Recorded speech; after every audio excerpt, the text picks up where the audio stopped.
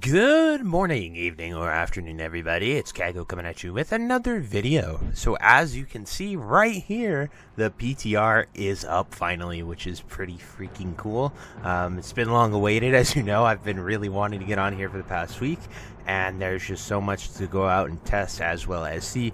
However, I will definitely reveal my findings to you guys in another video. Today's video is going to be about covering all the news drops, all the changes, all the stuff that has either been data mined or confirmed here on the PTR, and it's going to be in the form of just listing off all these Wowhead articles. So we're going to go fast, we're going to go quickly, we're going to be accurate with it all just to give you guys the information. But before we get into the video, be sure to like, comment, and subscribe. Everything you guys do helps my channel grow, helps me get discovered, and helps me help as many people as possible, which is the entire point of my channel. So without further ado, let's get into the video.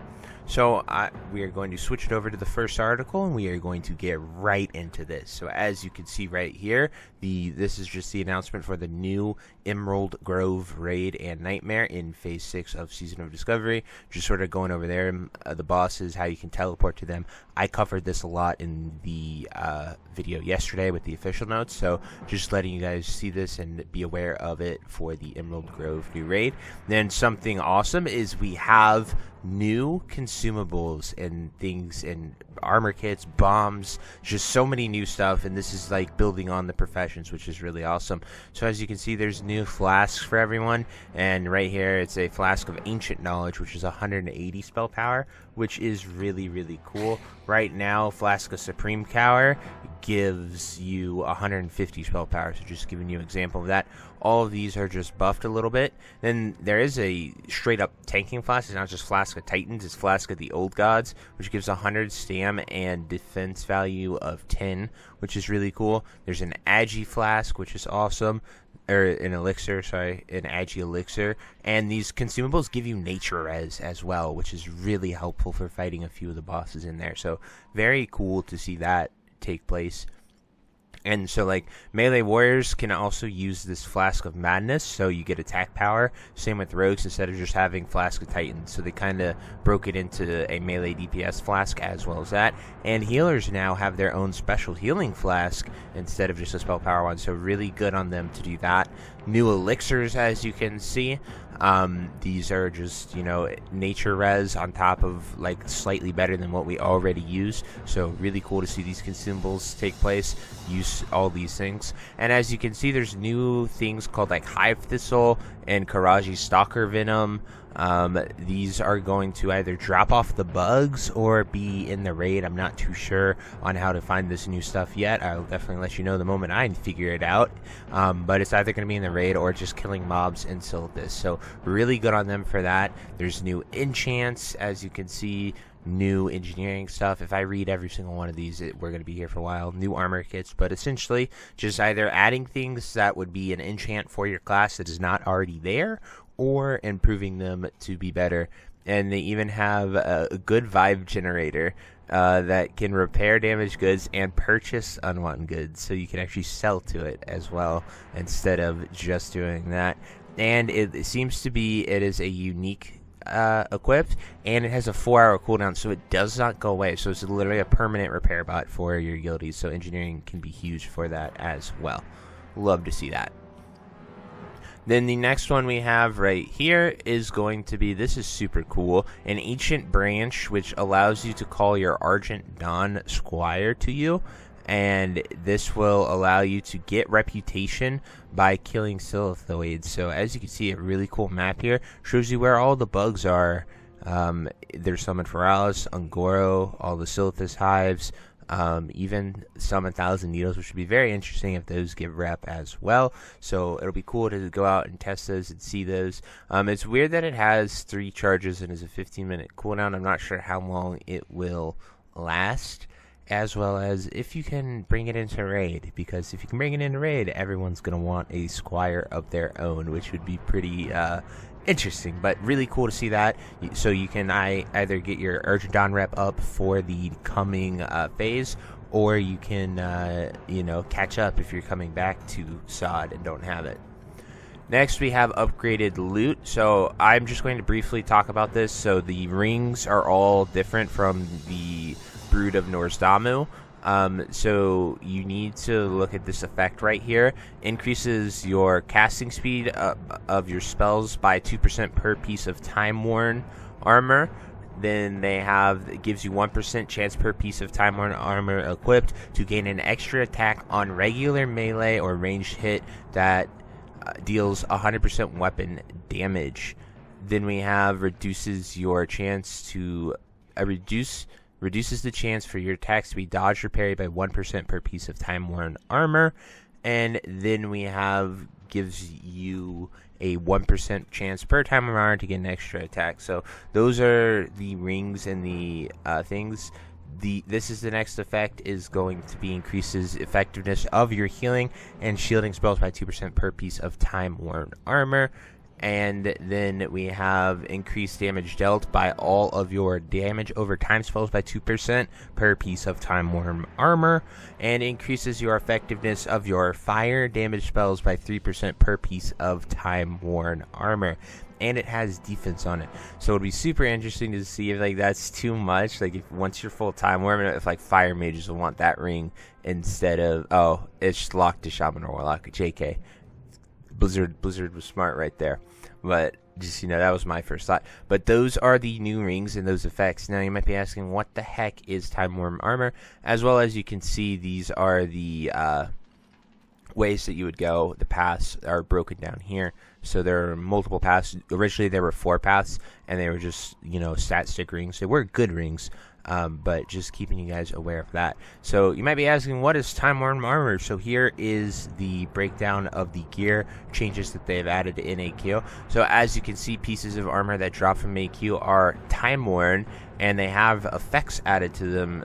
New effects similar to this. So your damaging non-periodic nature spell critical strikes have a chance to grant you 40 increased spell damage for 10 seconds. But that is a time worn piece of gear. It's essentially any armor that is coming from the new raid makes it time worn.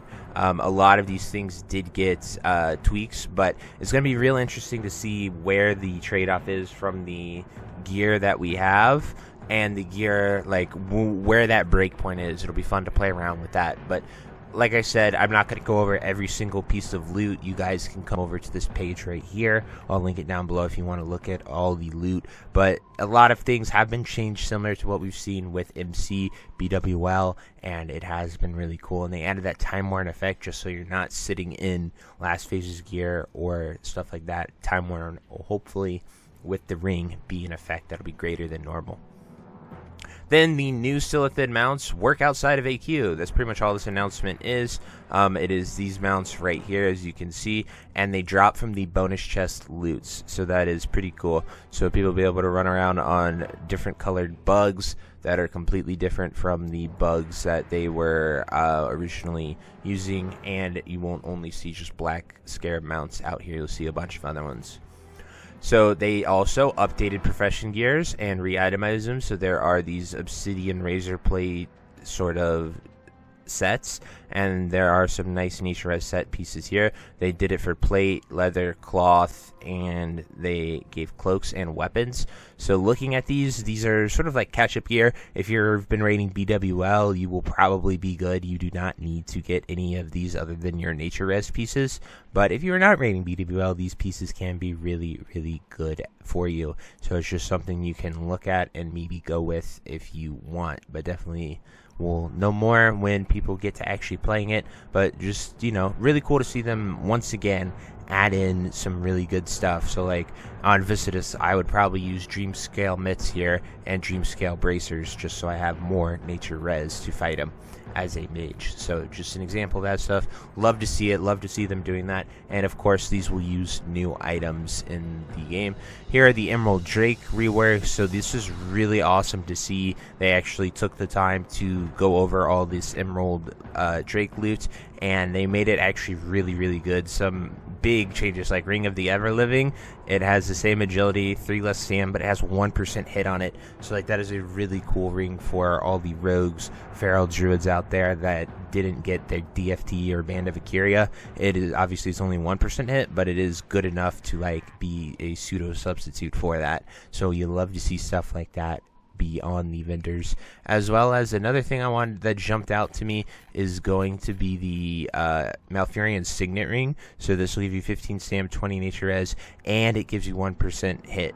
This drops from the quest item that drops for killing the mobs. But just all in all, really good changes. This loot looks awesome.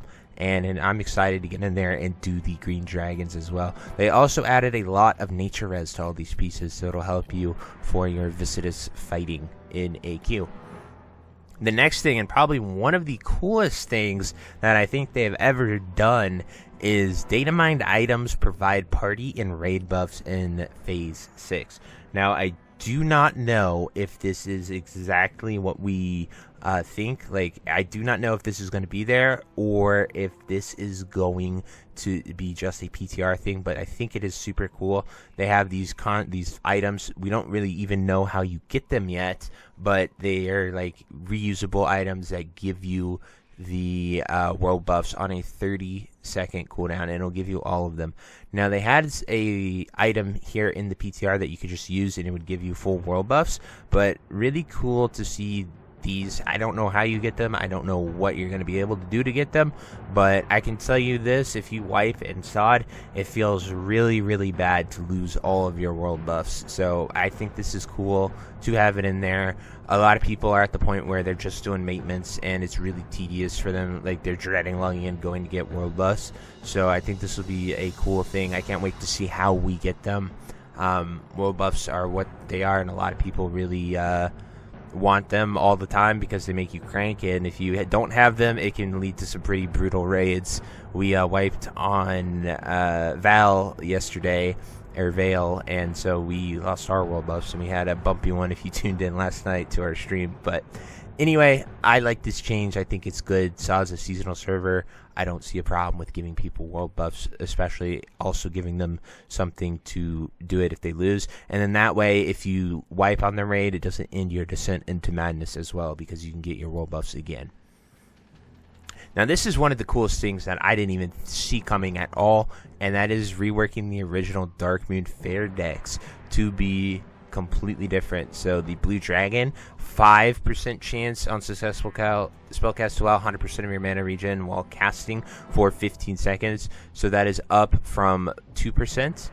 Then we have the Card of Heroism. Sometimes heals the bearer for 170 to 230 damage when damaging an enemy in melee. So that could be something to consider as a tank. I don't think any melee or a PvP player. Then the Maelstrom increases chance to strike your melee target with lightning for X amount of damage. I'm not sure if these would be better than any of the disc trinkets right now, but the Twisting Nether give the wearer a 100% chance of being able to resurrect with 20% health and mana.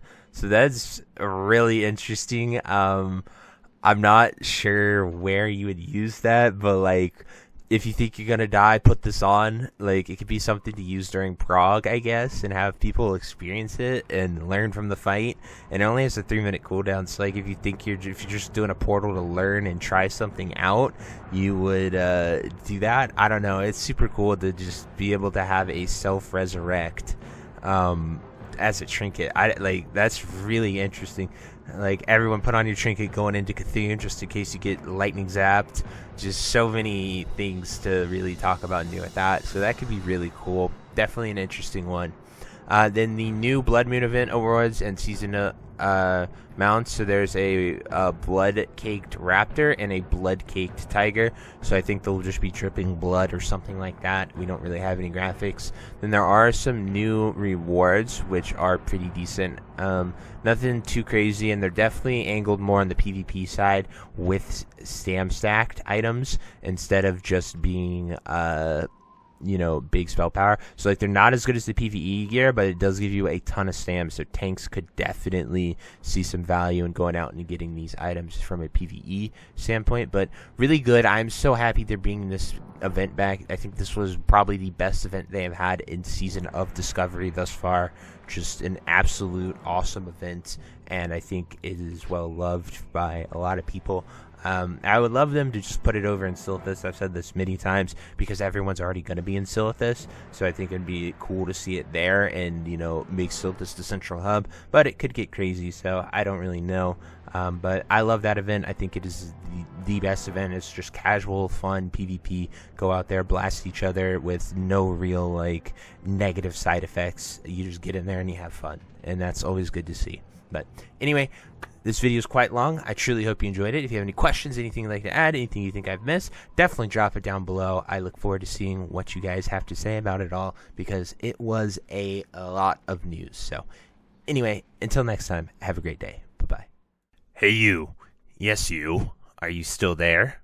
Well, I appreciate you for taking the time to watch this entire video and making it to the end here. If you enjoyed this video, definitely check out the other videos about World of Warcraft listed in these playlists down below. And thank you again. Have a great day. Bye-bye.